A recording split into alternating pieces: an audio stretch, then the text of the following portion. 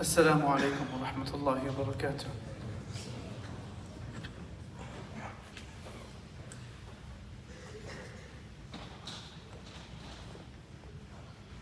الله أكبر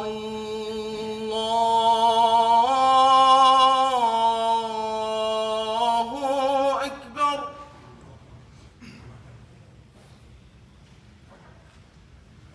الله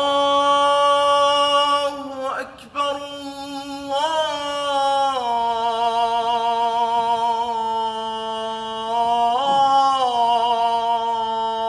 الله أكبر.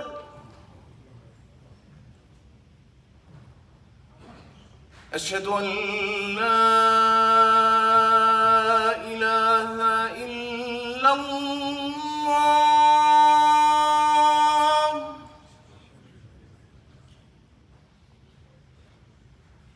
أشهد أن لا إله إلا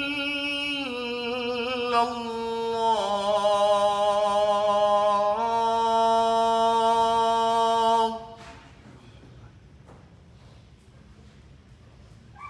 أشهد أن محمدًا رسول الله.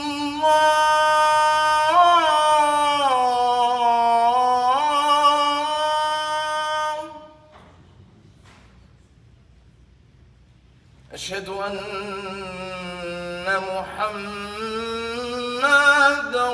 رسول الله.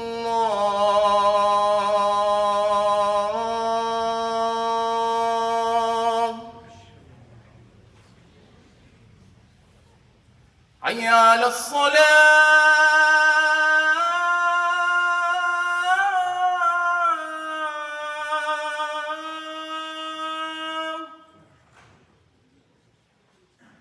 حي على الصلاة.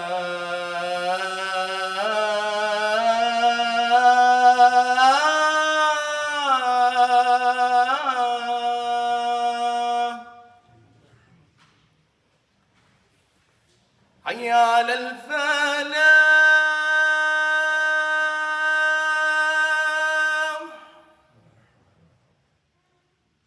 حي على الفلاح.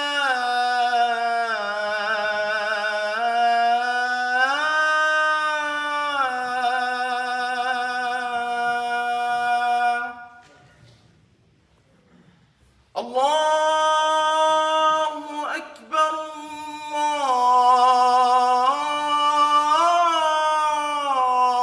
الله أكبر. لا إله إلا الله.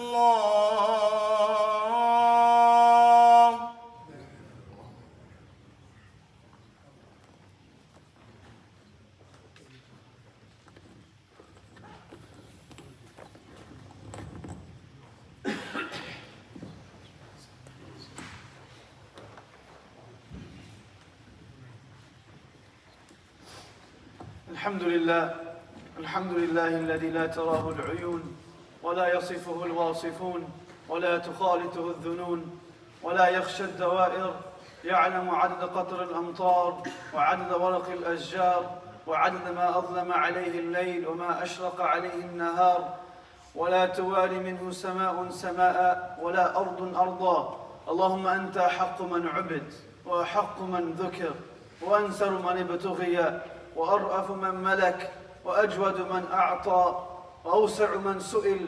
أنت الفرد لا ند لك وأنت الله لا شريك لك. كل شيء هالك إلا وجهك، لن تطاع إلا بإذنك ولن تعصى إلا بعلمك. تطاع فتشكر وتعصى فتغفر. القلوب لك مفضية والسر عندك علانية. الحلال ما أحللت والحرام ما حرمت والدين ما شرعت والأمر ما قضيت. العبد عبدك والخلق خلقك والأمر أمرك، فأنت الله الرؤوف الرحيم. أما بعد، فقد قال الله تعالى في كتابه العزيز بعد أعوذ بالله من الشيطان الرجيم، بسم الله الرحمن الرحيم.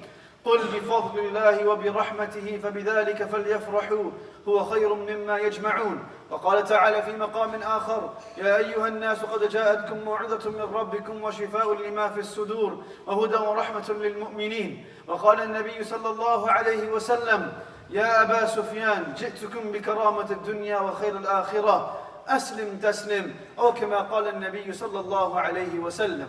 And your brothers, elders, sisters and youngsters in Islam, if we were for a moment to try to take a review of history and mankind and aim to identify a community, a society that was absolutely drowning in the ditches of societal diseases, that was drowning in societal illnesses, that was drowning within their own flaws and defects, if we were to aim to identify a community that fit these descriptions, it would be difficult. We would be hard-pressed to find a community that fit this description more so than the community that was present before the coming of our Habib sallallahu alayhi wasallam in the Hijaz.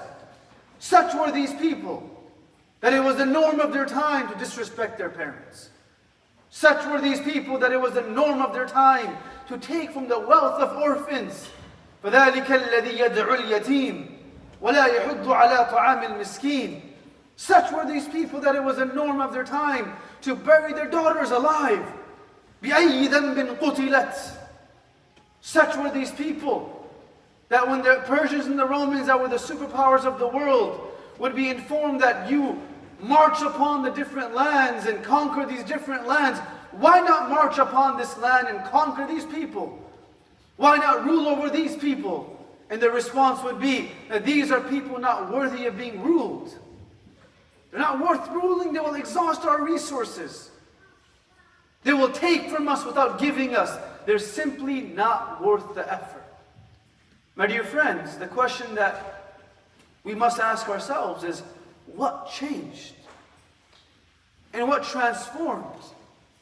That such a society that had fell to such a degree, such a society that people noticed them and identified them to be of such a nature that they were not worthy of being ruled. What changed and what transformed that then they became the rulers of the world? What changed and transformed that their names became revered by those who heard them? What changed and transformed that those same individuals that the world had counted out and counted off had become the great men and women that we know today as radiyallahu anhum wa radu an? What changed? Perhaps it was their level of literacy, that they became more literate and they became more well-lettered. And if we seek a deeper answer, we'll see that it wasn't their literacy. Though literacy is a cause and a factor of honor, Ibn Hajar rahimahullah says, at the time of migration, there were less than 30 companions that knew how to read and write. Maybe it was their wealth. But if we read the seerah and the stories of the Sahaba, radiyallahu anhum ajma'een, we notice that the moment they became Muslims, their wealth actually in many ways decreased, because of the support that they gave all of those who were struggling. Well, maybe it was their lineage. Their lineage didn't change.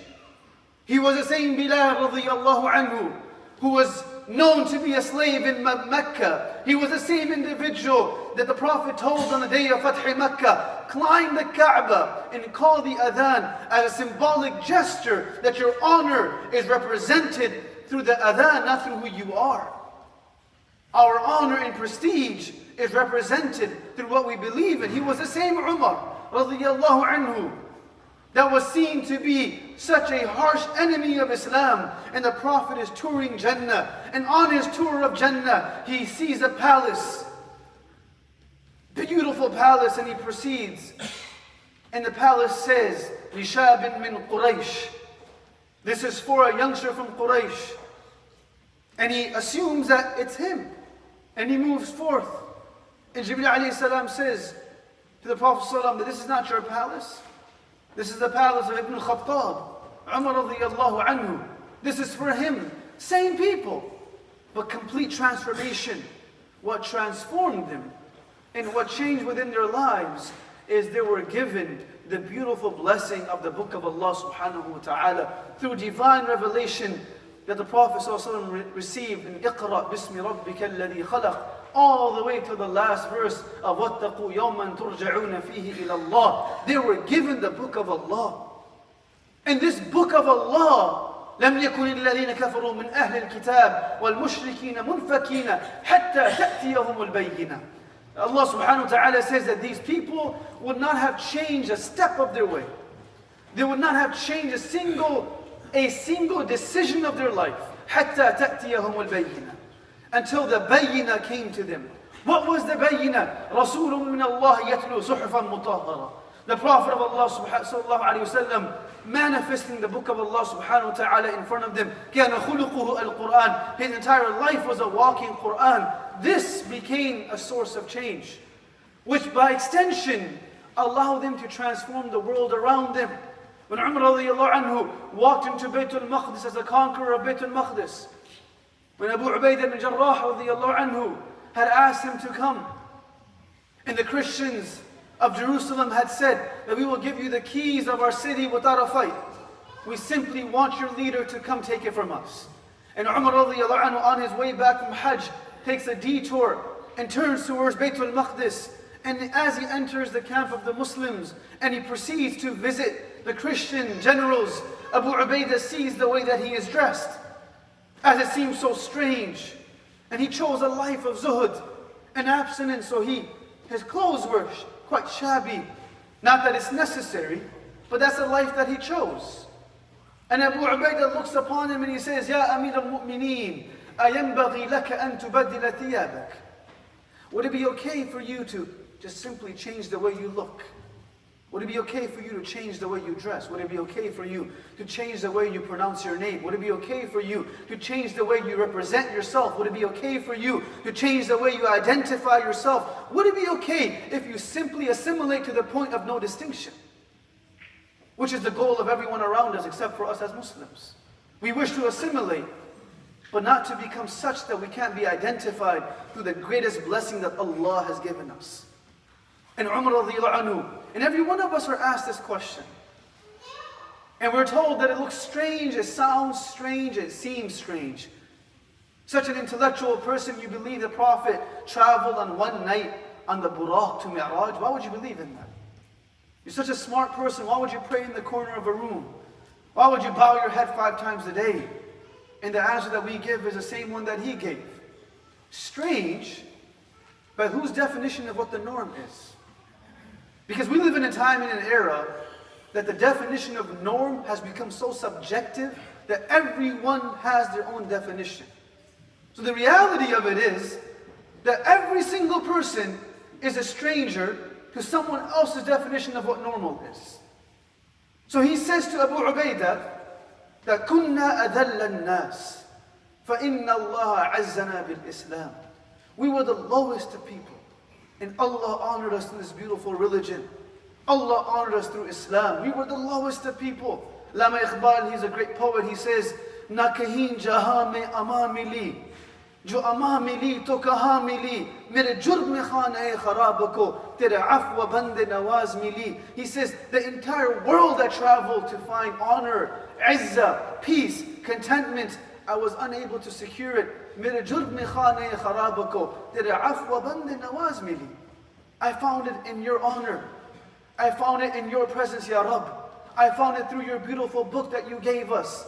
That Allah honored us through this beautiful book. Kitabullah. فيه خبر من كان قبلكم ونبأ من كان بعدكم وحكم ما بينكم هو الفصل ليس بالهزل وهو الذي لا يشبع منه العلماء ولا تزيغ به الأهواء وهو الذي لم ينته الجن إذا سمعته أن قالوا إنا سمعنا قرآنا عجبا يهدي إلى الرشد فآمنا به هو حبل الله المتين وهو الذكر الحكيم وهو الصراط المستقيم من قال به صدق ومن عمل به أجر ومن دعا إليه هدي إلى صراط مستقيم كما قال النبي صلى الله عليه وسلم when he was asked by Ali رضي الله عنه Ya Rasulullah, you're talking about these times of difficulty, you're talking about these times of fitan, you're talking about these times of trauma and challenges that will come to us.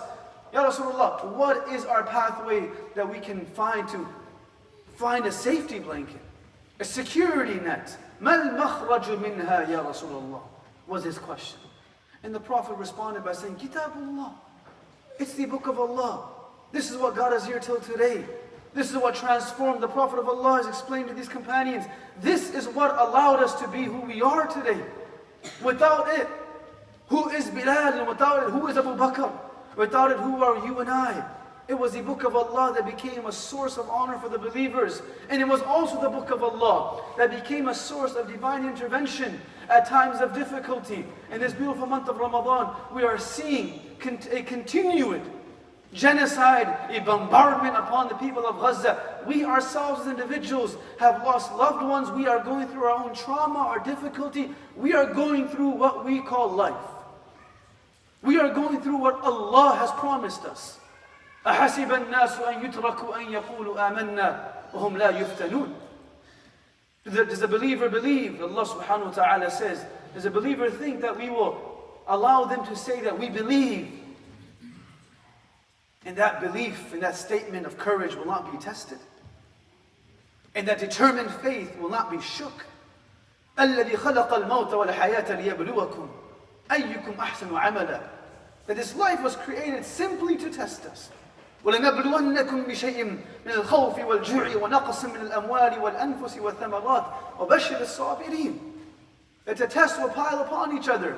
إِنَّكَ كَادِحٌ إِلَى رَبِّكَ كَدْحًا فَمُلَاقِيهِ. Where he subhanahu wa ta'ala says that Ibn Abbas radiallahu anhuma, he translates this beautiful verse by saying that the challenges will be such like a person drowning in an ocean. That the waves will settle and he will believe and she will believe that finally they have air that they can breathe, and before they know, the next wave hits them and they fall under the wave again and they come out again. He says this is the example of the challenges of this world. And the ending of it is فَمُلَاقِي. When you come and meet me. A man came to Abdullah ibn Mubarak rahimahullah and he said, مَتَى الرَّاحَةِ مَتَى الرَّاحَةِ.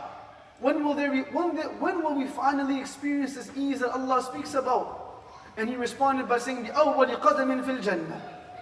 The first steps that we take into Jannah. So every one of us experiences difficulty. Well, the Prophet of Allah was no different.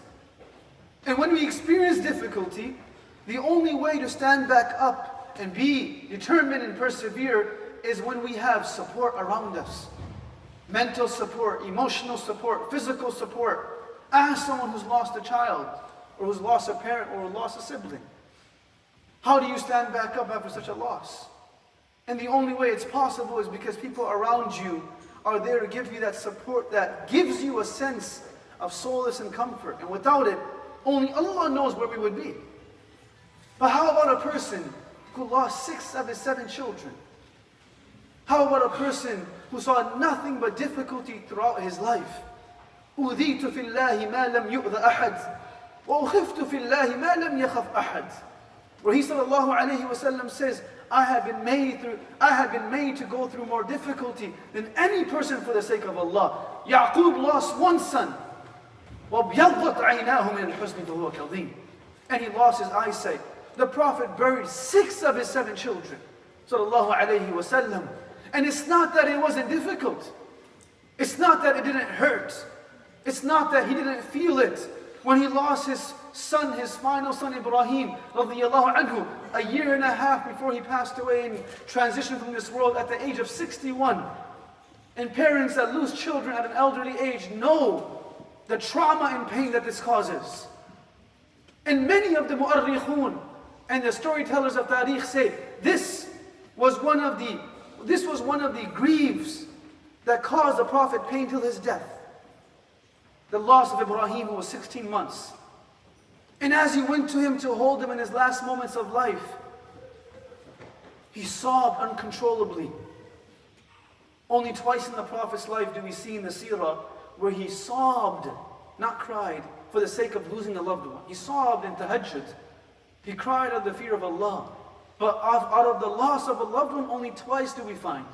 One was when he visited the grave of his mother in Abawa. And the second when he's lost Ibrahim. And he says, when Abdul Rahman Auf looks upon him and he says, Ya Rasulullah wa anta, do you also cry like this? And the Prophet responded by the famous statement, Al-aynu tadma' wal-qalbu yahzan. that the eyes tear and the heart is grieved. وَلَا نَقُولُ إِلَّا مَا يَرْضَى بِهِ رَبُّنَا. A believer and a disbeliever both lose loved ones. A Muslim and a non-Muslim both go through difficulties. That doesn't make us, that in itself is not a distinguishing factor. What distinguishes a believer from a non-believer is our response. Situations are quite similar. Responses differ. And the response of a believer is beloved to Allah, where the Prophet of Allah says that I will not say anything except that which brings Allah's pleasure. And then he looks upon the body of Ibrahim and he says, وَإِنَّا بِفِرَاقِكَ يَا إِبْرَاهِيمَ لَمَحْزُونُونَ. O Ibrahim, your loss has caused me great pain. Your departure has created a wound in my heart that is unsealable. There was real pain. But this man, sallallahu alayhi wasallam, had no father that he could seek comfort from. He had no mother whose soft touch would give him comfort and console him when he lost his loved ones.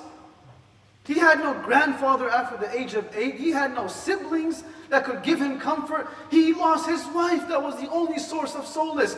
Every form of emotional support was taken from him.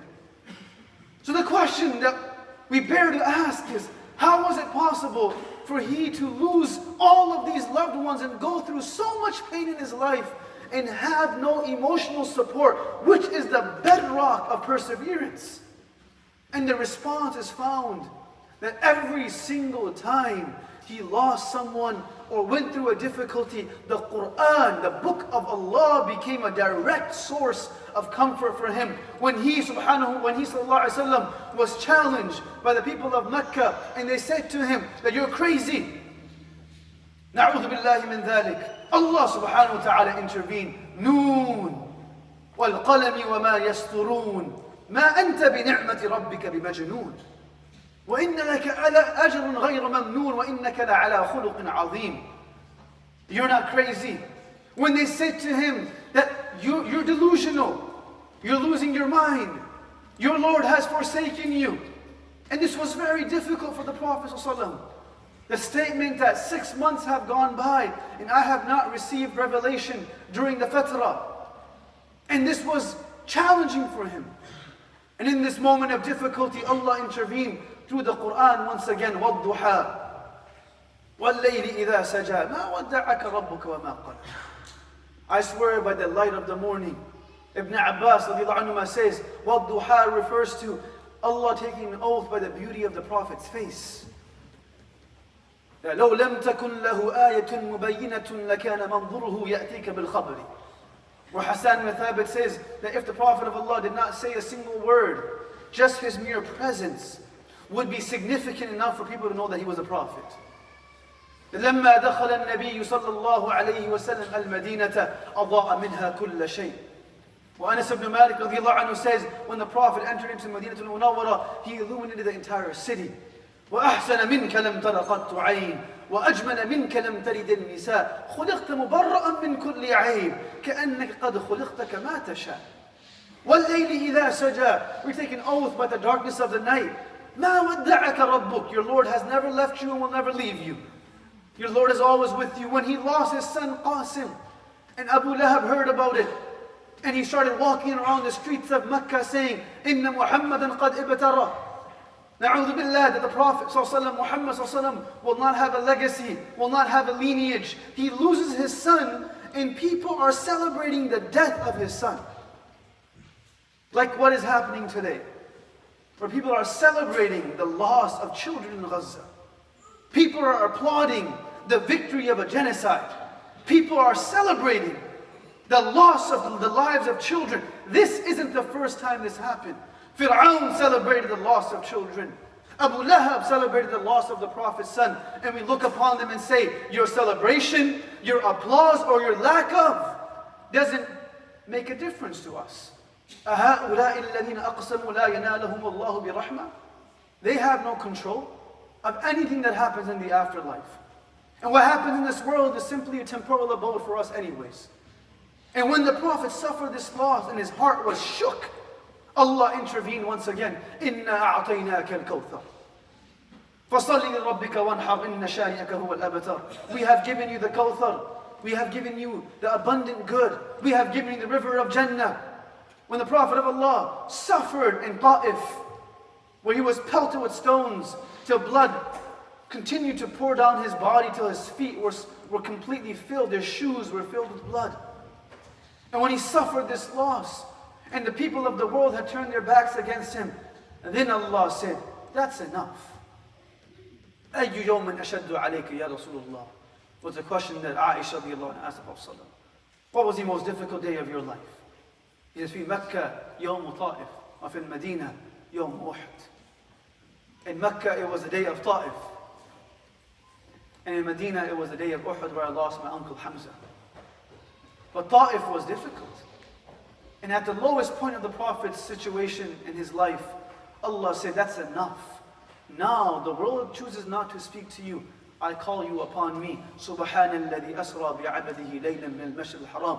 The day, the year the Prophet ﷺ faced Ta'if was a few days later is where he experienced the miracle of Isra and Mi'raj.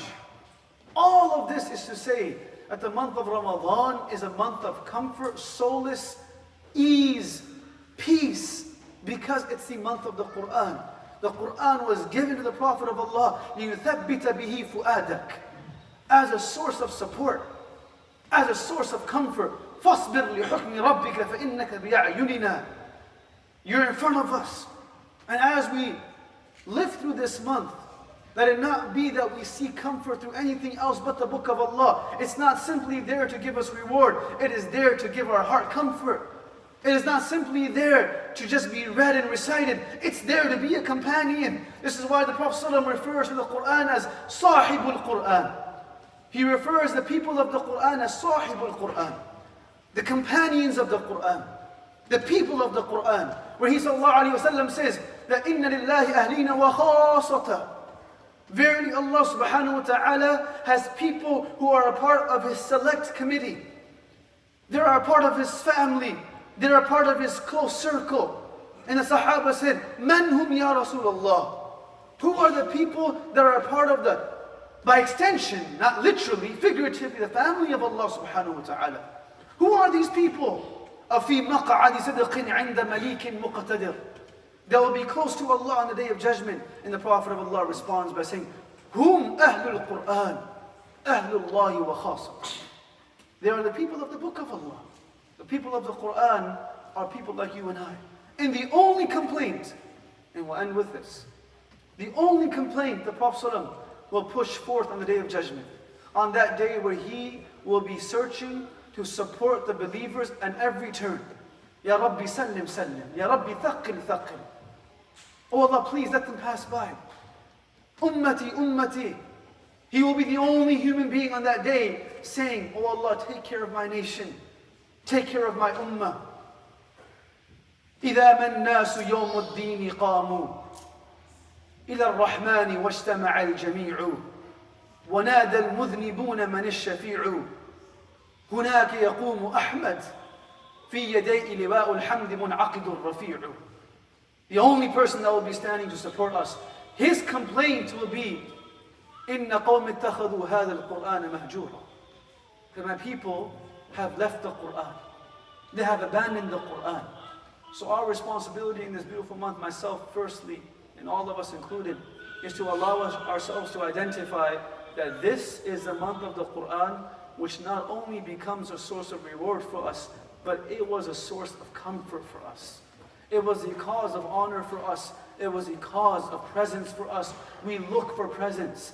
Presence was given to us through this divine book, and it will only be given to us if we stay with this divine book. May Allah subhanahu wa ta'ala make us amongst those people that can also be included in Ahlullahi wa Khassata, the people of Allah, the people that will be surrounding Allah, the people who are part of under the arsh of Allah subhanahu wa ta'ala on the day of judgment, amongst those that وَذَكْرَهُمُ اللَّهُ فِي مَنْ عِنْدَهُ, that when we recite the book of Allah, فَاذْكُرُونِي أَذْكُرُكُمْ, Allah mentions our name in the galaxy of angels, and Allah speaks highly of us in the heavens, in the chamber of the heavens, by saying our name. And that name of ours is mentioned by Allah subhanahu wa ta'ala. The Prophet of Allah came to Ubay ibn Ka'ab and he said to him, Inna Allah amarani an asma'a minka surat al-bayyina. Allah has ordered me And so in Sahih al-Bukhari, the hadith comes that he says that Allah has ordered me to come listen to Surah Al-Bayyinah from you. And Ubay ibn Ka'ab stops in his tracks and he says, Asammani Allah? Or qala Asammani Rabbi? Did Allah actually mention my name?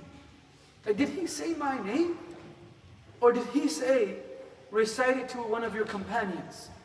And the Prophet says, no, Sammaka Rabbuk. Sammaka Rabbuk. Your Lord said your name. And he was overwhelmed with tears of joy. And he left the gathering by saying, Sammani Rabbi. That Allah said my name. This is given to anyone that recites the book of Allah subhanahu wa ta'ala. Allahumma ja'alna minhum. Allah makes us amongst those people as well that can be categorized as those that find our comfort, not through music, not through the movies of this world, not through entertainment. We find comfort through the book of Allah subhanahu wa ta'ala. My dear friends, I came from Michigan on behalf of our institution known as Miftaah Institute. Some of you may have heard of it, others may have not heard of it. We came from Michigan. We have an entire boarding school that supports 450 students. 170 of them come from 33 different states. And they live on that campus, which is 120,000 square feet on 14 acres. Their only purpose of coming there is to become hafiz and finish their high school side by side. And they live on this campus with no phones. They live on this campus with the only objective of finishing the Quran and becoming mashayikh.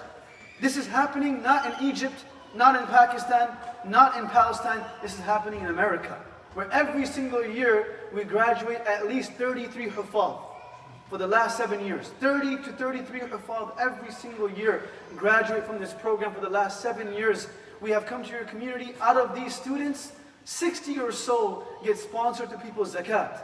And their support, we have, the goal is while we're here in this community, if we can get some sponsored, 10 of them sponsored through our zakat, mainly through our zakat. One student that becomes hafiz will be your son or daughter on the Day of Judgment that will make you wear a crown as well, inshallah ta'ala. One student's cost is $5,000 for the entire year. His lodging, her lodging, their living, their food, their studies, their high school, accredited high school, everything is included in this amount. I ask all of you on the way out, please come to our table, try to support one hafiz if you can support an entire hafiz. If you can support 2 hufaz, support 2 hufaz. This is given through our zakat, so it can be used as zakat. Whatever you do, please come and support us, inshallah. After the salat, I will stand up and make an appeal. I ask everyone to please sit back and try to sit and be a part of it if you don't mind, inshallah. Jazakallahu khair wa akhu da'wan, alhamdulillah rabbil alameen.